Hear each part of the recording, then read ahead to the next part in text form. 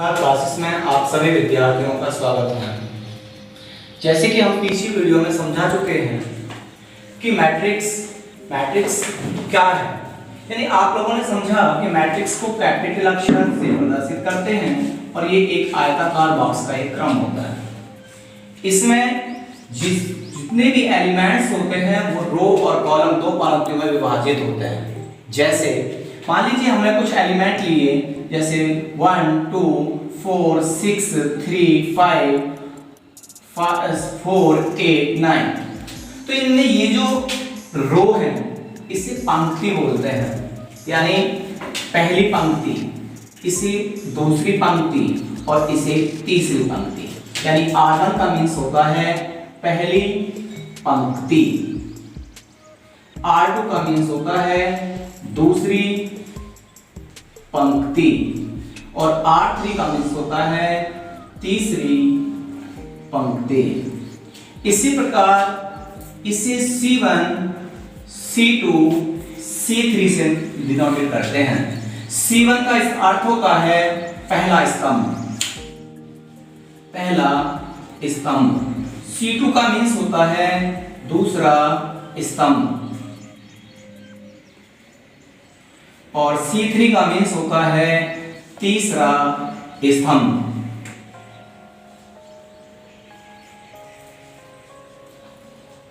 इसी प्रकार हम आव्यूह की जो कोटि यूज करते हैं, आव्यूह की कोटि, उसे n गुणा n अर्थात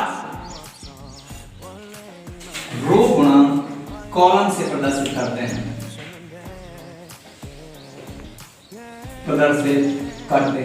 से समझते हैं कि यदि किसी एग्जाम्पल में 1 2 3 4 यह क्रम दिया है और हम आपसे पूछते हैं कि इस आव्यूह की कोटि क्या होगी, तो हमने देखा कि इसमें पंक्ति R1 R2 R3 और R4 चार पंक्ति और एक कॉलम है। इसीलिए आव्यूह की कोटि 4 गुणा 1 होगी, यानी 4 मल्टीप्लाई 1 होगी। आव्यूह के प्रकार, अब हम समझते हैं आव्यूह के प्रकार। देखिए आव्यूह 7 प्रकार के होते हैं। नंबर 1 जिसको कहते हैं स्तंभ आव्यूह। इसमें कॉलमों की संख्या रो की संख्या से सदैव कम होती है, अर्थात इसमें केवल एक स्तंभ होता है। यह एक ऐसा आव्यूह है जिसमें केवल एक स्तंभ होता है। जैसे मान एग्जाम्पल 1 2 4 6 हमने देखा कि इसमें पंक्तियों की संख्या 4 है, इसमें पंक्तियों की संख्या 4 है, जबकि स्तंभ की संख्या 1 है। अर्थात पंक्तियों की संख्या स्तंभ की संख्या से बड़ी है, यानी R बड़ा है C से, इसीलिए यह मैट्रिक्स स्तंभ मैट्रिक्स होगी। स्तंभ मैट्रिक्स अर्थात कॉलम मैट्रिक्स होगी, कॉलम मैट्रिक्स होगी।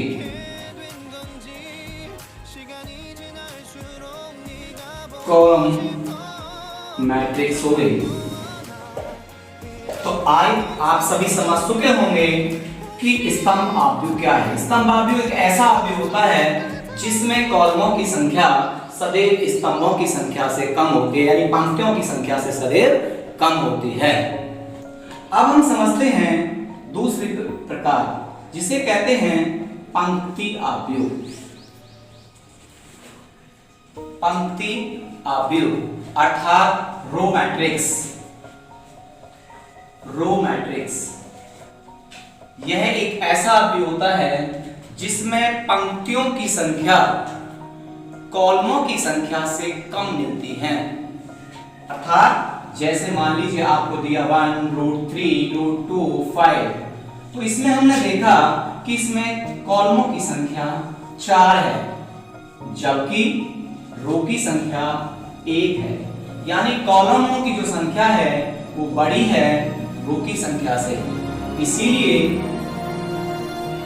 यह मैट्रिक्स पंक्ति मैट्रिक्स, पंक्ति आव्यूह कहलाता है। पंक्ति आव्यूह कहलाता है। यह मैट्रिक्स पंक्ति आव्यूह कहलाता है। तो आप समझ चुके होंगे जिस मैट्रिक्स के अंदर कॉलमों की संख्या रो की संख्या से अधिक होती है वही मैट्रिक्स पंक्ति आव्यूह कहलाता है। इस आव्यूह में कभी भी m n के बराबर नहीं होता। m is not for n, यानी m और n आपस में बराबर नहीं होते। अब हम तीसरे मैट्रिक्स के बारे में करते हैं। तीसरा मैट्रिक्स आता है जिसे कहेंगे वर्ग आव्यूह, यानी तीसरा जो हमारा प्रकार होता है उसे कहेंगे स्क्वायर मैट्रिक्स यानी वर्ग आव्यूह। स्क्वायर मैट्रिक्स यानी आप नाम से ही समझ रहे होंगे कि स्क्वायर मींस जिसके रो और कॉलम दोनों की संख्या समान हो, यानी एक ऐसा आव्यूह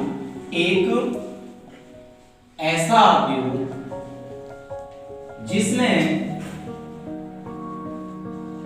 पंक्ति तथा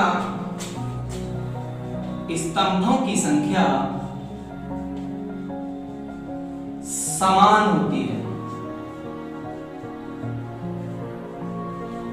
उसे वर्ग आव्यूह कहते हैं।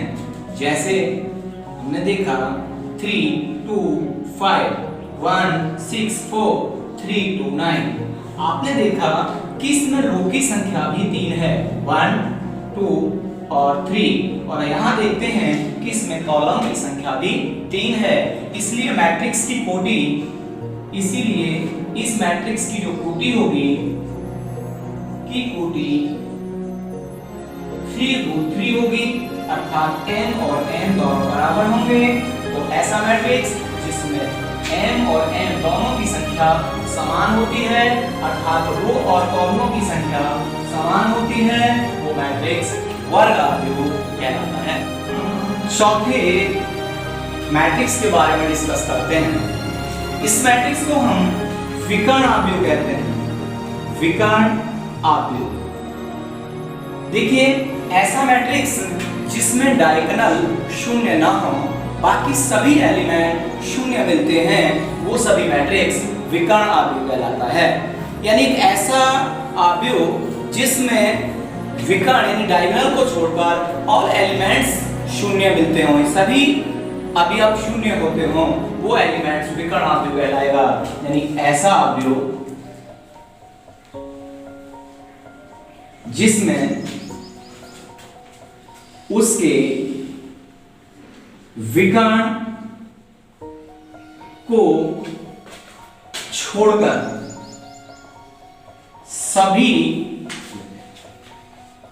अवयव शून्य होते हैं, उसे विकर्ण आव्यूह कहते हैं। विकर्ण आव्यूह कहते हैं। जैसे मान लीजिए कोई दिया है 2 0 0 0 2 0 0 0 2। हमने देखा कि इसमें डायगोनल शून्य नहीं है, बाकी सभी एलिमेंट शून्य हैं, और ऐसा जो मैट्रिक्स कहलाएगा वो विकर्ण आव्यूह कहलाएगा। इस मैट्रिक्स में सभी डायगोनल सेम होते हैं, यानी ये डिफरेंट नहीं होते, सभी जो नहीं सॉरी इसमें सभी डायगोनल डिफरेंट हो सकते हैं, यानी भिन्न भिन्न हो सकते हैं। जैसे मान लीजिए यहाँ 2 2 दिया है, ऐसा भी हो सकता है कि ये 1 0 0 0 2 0 0 0 3 हो, अर्थात इसके डायगोनल डिफरेंट हो, लेकिन और बाकी सभी एलिमेंट शून्य हो, तो ऐसा मैट्रिक्स विकर्ण आव्यूह कहलाएगा। जबकि यदि इसके सभी डायगोनल सेम हैं, तो ऐसा मैट्रिक्स अदिश आव्यूह कहलाता है, अर्थात स्केलर मैट्रिक्स कहलाता है, जिसे हम 5 नंबर पर डिस्कस करेंगे। यानी उस मैट्रिक्स में भी डायगोनल शून्य नहीं होते, लेकिन वहां डायगोनल सेम होते हैं, सभी पद समान होते हैं, वो हमारा अदिश आव्यूह कहलाएगा। जैसे हमने 5वां आव्यूह का नाम लिखा अदिश आव्यूह। अदिश आव्यूह से आपको हम समझा चुके हैं ऐसा आव्यूह जिसके डायगोनल सेम होते हैं, बाकी सभी एलिमेंट शून्य होते हैं। जैसे मान लीजिए हमने दिया 1 0 0 0 1 0 0 0 1, इसमें देखा कि हमारे जो डायगोनल हैं वो सभी 1 1 हैं, इसीलिए ऐसा आव्यूह अदिश आव्यूह कहलाएगा। जैसे और अन्य एग्जांपल से समझते हैं। जैसे आपको दिया गया है कि √3 0 0 0 √3 0 0 0 √3 ये एक ऐसा मैट्रिक्स है, तो हमने देखा कि इसके जो डायगोनल हैं वो सेम हैं, इसीलिए ऐसा जो मैट्रिक्स है वो मैट्रिक्स अदिश मैट्रिक्स कहलाता है। आगे हम मैट्रिक्स के बारे में समझते हैं, जिसे हिंदी में कहेंगे पस्मक आव्यूह, या इसे कह देते हैं आइडेंटिटी मैट्रिक्स। आइडेंटिटी मींस आप समझते हैं जिसमें विकर्ण केवल 1 हो, यानी जिसके विकर्ण केवल 1 मिलते हैं, यानी यह एक ऐसा मैट्रिक्स है, यह एक ऐसा मैट्रिक्स है जिसके विकर्ण सदैव 1 होते हैं। जैसे आपने देखा कि हमें दिया है 1 0 0 1, इसका मीन्स हुआ कि यहां विकर्ण 1 1 दिया है, अर्थात ये आइडेंटिटी मैट्रिक्स है, और ये 2 × 2 यानी 2 रो और 2 कॉलम से बना है, इसलिए इसे I2 से रिप्रेजेंट करते हैं। इसको आइडेंटिटी जो बोली जाएगी उसे I2 से प्रदर्शित करते हैं। यदि यही मैट्रिक्स 3×3 के कॉलम में दिया हो 1 0 0 0 1 0 0 0 1, तो इस तरीका की आइडेंटिटी को हम I3 से प्रदर्शित करेंगे।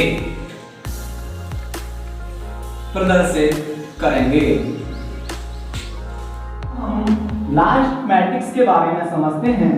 जो लास्ट होता है हमारा, उसे कहते हैं शून्य आव्यूह। यह एक ऐसा आव्यूह होता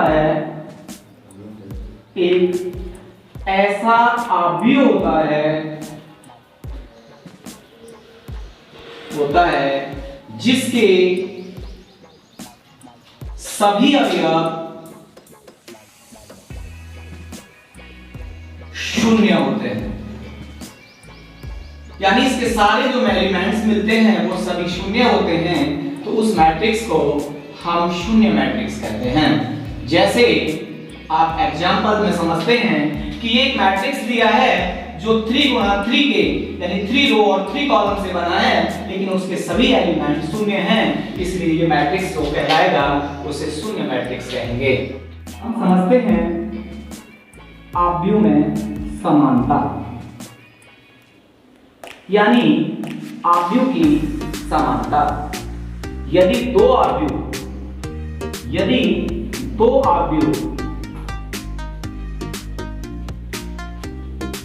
AIG तथा BIG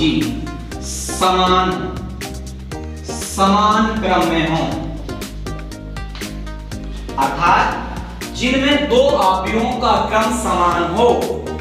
जैसे ए अवयव आपको दिया है 2 3 0 0 और दूसरा अवयव दिया है 1 0 0 1, यानी दोनों ही अवयवों के क्रम 2 गुणा 2 यानी 2/2 के दिए हैं, तो दोनों की जो कोटि होगी वो समान होगी और दोनों को हम समान अवयव कहेंगे, यानी दोनों को हम समान अवयव कहते हैं।